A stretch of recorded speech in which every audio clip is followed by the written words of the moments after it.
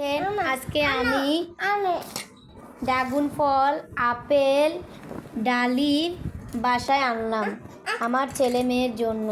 মাঝে মধ্যে ছেলে মেয়েদেরকে ডালিম, আপেল, আঙ্কুর সব ধরনের ফল খাওয়াতে হয়, কেননা ওদের এগুলোতে অনেক পুষ্টিকর জিনিস পাওয়া যায়।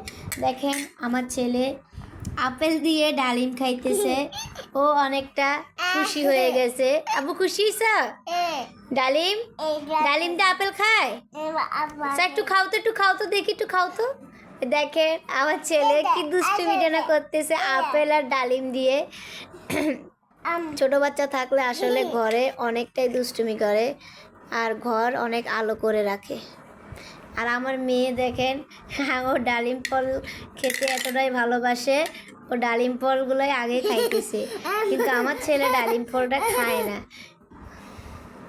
খাও, মজা লাগে? তোমার থেকে ড্রাগন ফল অনেক প্রিয় না? তুমি কি খাবা? তোমার থেকে কি এটা ভালো লাগে? আপেল ভালো লাগে? এই দেখো আমার দিকে তাকো, চাই আপেলটা দেখি, হাতে দেখি আপেলটা। চাই আপেল, আপেল তোমার হাতে কি? চাই হাতে কি দেখি?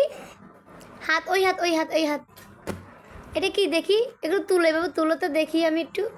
দেখি আপেল।